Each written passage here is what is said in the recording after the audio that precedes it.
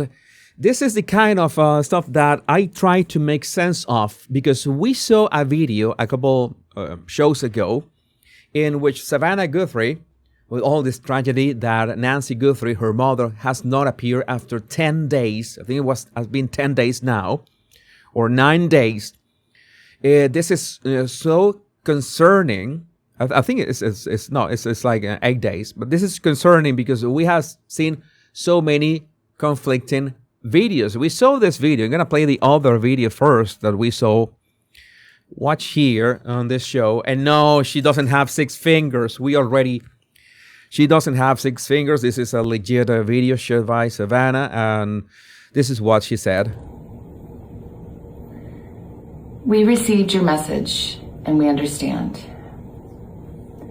We beg you now to return our mother to us so that we can celebrate with her. This is the only way we will have peace. This is very valuable to us, and we will pay. So they were saying essentially that they will only be at peace if whoever took Nancy away return her, and they talk about celebration. It was not a birthday, it was not anything. People were saying that, well, maybe celebrate that she's back, perhaps. But at the same time, they could have been celebrate her life while she was alive, because many people were implying, and I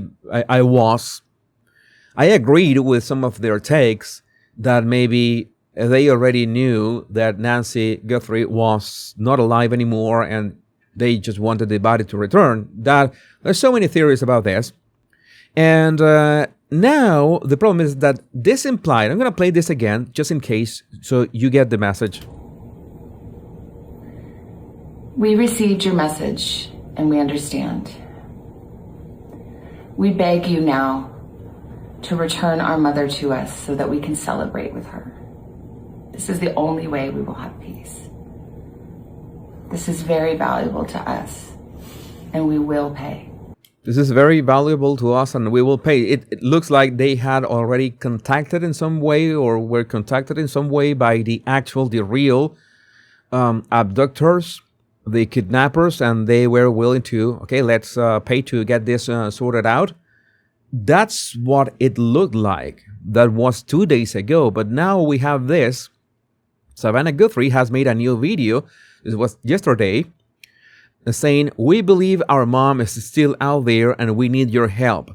What? I said, wait a second, why would she record this video after the other one? Hi there, everybody. I wanted to come on and just share a few thoughts as we enter into another week of this nightmare. I just want to say, first of all, thank you so much for all of the prayers and the love that we have felt, my sister and brother and I, and that our mom has felt. Because we believe that somehow, some way, she is feeling these prayers, and that God is lifting her even in this moment and in this darkest place. We believe our mom is still out there. We need your help. Law enforcement is working tirelessly around the clock trying to bring her home, trying to find her. She was taken and we don't know where. And we need your help. So I'm coming on just to ask you, not just for your prayers, but no matter where you are, even if you're far from Tucson, if you see anything, if you hear anything, if there's anything at all that seems strange to you, that you report to law enforcement. We are at an hour of desperation, and we need your help. Yeah, it was basically a cry for help, which I don't understand. But I can understand if they have no clue. It seems that they have no clue. I don't know if this, at the same time, if this could be some kind of decoy for the abductors to relax or something like that. I really don't understand the strategy in here. Some of you reach out to me in regards to the way in the first message, you remember the first message that they were talking about, she was talking about her mother, and her sister also talk about her mother. They were reading from this paper. It was really inauthentic, but again, was this kind of, let's say, talking about her mother's character, how she was this grandma, and yeah, it was humanizing her. And I found out doing some research that yeah, it's not like a let's say that it's not a silver bullet, but it's something that can help in many ways to humanize the victim, and maybe even if the captures, we're talking about people who abducted a 84-year-old lady, maybe so they can see their own grandmas in there. And yes, it has proven to be effective and in some instances, but I don't know, I had my doubts about that. We have some pictures of the kidnapper or apparently some kind of suspect. I'm going to share with you right now some pictures of the kidnapper right here that are surfacing. I don't know. They this is a Pima police. They got this some of these pictures. I showed you a couple more pictures right now from a Nest camera. I don't know how did they get this pictures, but I'm gonna share them with you. People are sharing them like mad. I don't know, what can you see? What can you make of this? I have no idea what to make of this. What is on the floor? I don't know what's on the floor here. I don't know what's on the floor. Yeah, there's another picture here as well. You take look at this. This is from a Nest camera. We don't know what kind of camera. It seems that the guy, I would say that it seems the guy has a mustache. That's what I would say. It seems that the guy had a mustache. I don't know what do you think of this. This looks like a mustache to you. Does the son-in-law has a mustache? I think he does. I don't know. I don't want to say anything crazy here.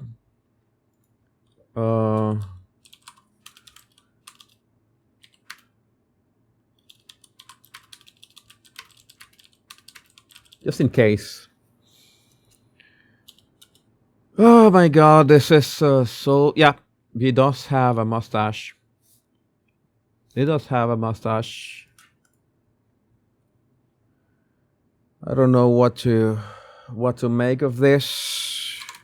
Can we make some kind of side-by-side comparison? I'm gonna do something crazy here. I'm gonna do something crazy. We're already here. Why not? Like me doing crazy things. Let's two pictures here. And this one.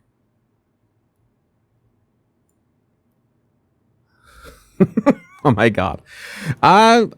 One or two things. I'm doing something really smart, or I'm going to get into trouble, or two things can be true at once.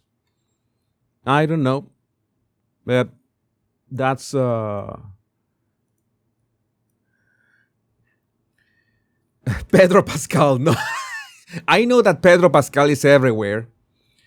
But why is he holding plants? I don't know. Why was he holding plants? Have no idea. And why his mouth was shiny? Much less of an idea. This is a bit. I am not gonna say anything. No, I prefer to plead the fifth like Ghislaine. I'm not going to say anything about this. Dan Bongino just dropped 3 troubling possibilities in the Nancy Guthrie case. Bongino laid it out cold. The total lack of early answers after 10 days, no suspect named, no proof of life, no confirmed ransom payment details, no real public updates, points to one of 3 dark scenarios. 1. A highly calculated professional crime. Someone planned this down to the last detail, knows exactly how to stay ahead of the law enforcement, and is playing a long game. How can you play a long game with a woman who is 84 years old and needs daily meds to function? I don't know. I don't know. Well put. He was holding a flashlight in his mouth. Yeah, that was explanation. Very good explanation, Carrie B. The silence from investigators is an incompetence. It's because the kidnappers are that good or that connected.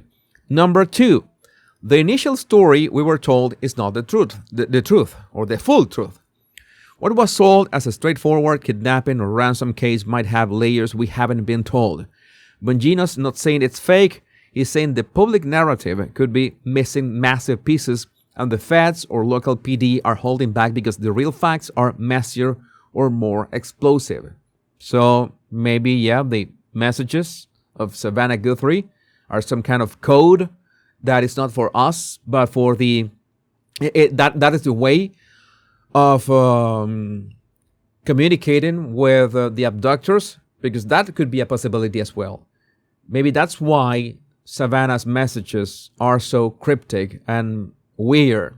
That is not a message for us, the audience, so to speak. Maybe it's a message to have an actual public back and forth with the perpetrators. It could be a possibility, because why not? And number 3, law enforcement is completely stumped and scared to admit it. No leads, no suspect, no movement, and they're hoping the public pressure dies down before they have to say out loud, we have nothing. And, well, they have already said that. They already said that they had nothing. So either way, Bongino's point is brutal. The longer this drags with zero transparency, the worse it looks. I don't know what else to tell you, but there's also this veteran homicide investigator, Paul Ciolino, who has worked with 48 Hours on CBS News as an on-air expert. I don't know what kind of credentials are those, but let's see what he has to say about this case. I don't think she was kidnapped. We would have heard. Listen, they would. Yeah, there's music in here. Let's make sure that this doesn't trigger any sort of problem. Okay. There would have been a video. There would have been a photograph. There would have been something, a lock of hair, a drop of blood, something mailed to somebody so they could verify, yes, in fact, these people have my mother. Kidnappers want to get paid quickly. They don't want this thing to linger. If you're negotiating with another drug dealer in South America somewhere, it could go on for a few weeks, a month, until they get bored and decide this is not worth it. And it's either pay up or we're going to kill this person. And it's always a negotiation, right? The first figure they throw out is never what actually gets paid, like any good business deal. There's going to be a negotiation, but it's going to be a fast and hard one. And there's been no negotiations. No one's called up and said, hey, where's my money? That hasn't happened. For the simple reason is nobody's kidnapped her, I don't think. If you're a good kidnapper, you're going to grab the medication on the way out the door because you're going to have to take care of her. You're going to have to keep her alive and healthy, right? So it shows a total lack of planning. The total lack of forensic evidence of anyone being in that house, of grabbing her, is another clue that she wasn't kidnapped. You know, you walk in somewhere, you're going to leave something. I don't care who you are. You're going to leave some DNA, some footprints, some fingerprints, blood if anyone gets cut on glass or whatever. You know, listen, the FBI is great at crime scene processing. They've been processing this thing for, 6, 7, 8 days now. They've got nothing. If they had something, we'd have heard about it.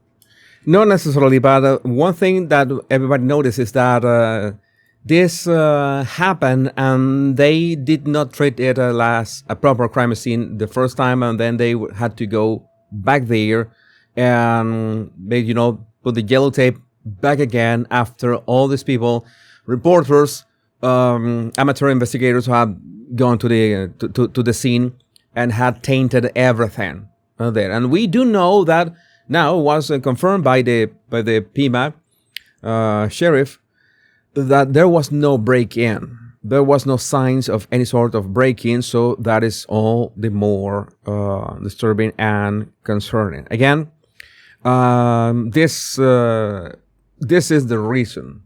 This is the reason why this has been so everywhere, and because nobody can understand what is going on. I simply don't know what is going on, but I would like to know, what do you think about this in the comments? My name is Jesus Enrique Rosas. I'm the crime coroner.